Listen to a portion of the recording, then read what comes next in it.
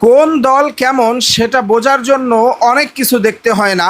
কিছু সূক্ষ্ম জিনিস চিন্তা করলেই আপনি বুঝতে পারবেন যে আসলে কোন দলের লোক কেমন। প্রিয় দর্শক, এই ছবিগুলো একটু ভালো করে দেখেন। এখানে বিএনপির সদ্য কমিটিতে জায়গা না পেয়ে কেউ কেউ কান্না করতেছে লাইভে এসে, আবার কেউ কেউ আন্দোলনে নেমে গিয়েছে রাজপথে। কিন্তু এই ছবিগুলো দেখেন, এখানে জামাত শিবিরের ভাইয়েরা বিভিন্ন পদ পাওয়ার পরে অঝরে কান্না করেন যে হে আল্লাহ, আমি এই পদটির মর্যাদা রক্ষা করতে পারবো কিনা, আমি সঠিকভাবে দায়িত্ব পালন করতে পারবো কিনা, সেজন্য অঝরে কান্না করেন। এবং জামাত ইসলাম মনে করেন দায়িত্ব আসে একমাত্র আল্লাহর তরফ থেকে, অতএব এই দায়িত্ব আমাকে সঠিকভাবে পালন করতে হবে।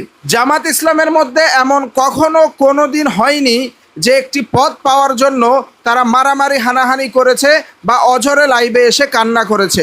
প্রিয় দর্শক, আপনারা কি এমন কখনো দেখেছেন? অবশ্যই আপনার প্রিয় দলটির নাম কমেন্ট বক্সে লিখুন। কোন দল কেমন সেটা বোঝার জন্য অনেক কিছু দেখতে হয় না। কিছু সূক্ষ্ম জিনিস চিন্তা করলেই আপনি বুঝতে পারবেন যে আসলে কোন দলের লোক কেমন।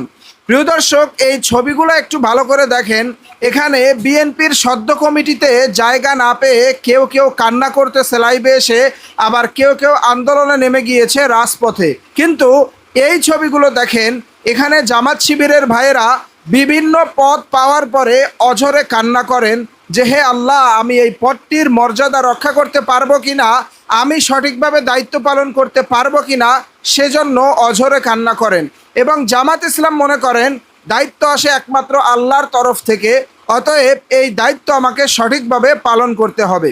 জামাত ইসলামের মধ্যে এমন কখনো কোনো দিন হয়নি যে একটি পদ পাওয়ার জন্য তারা মারামারি হানাহানি করেছে বা অঝরে লাইভে এসে কান্না করেছে। প্রিয় দর্শক, আপনারা কি এমন কখনো দেখেছেন? অবশ্যই আপনার প্রিয় দলটির নাম কমেন্ট বক্সে লিখুন।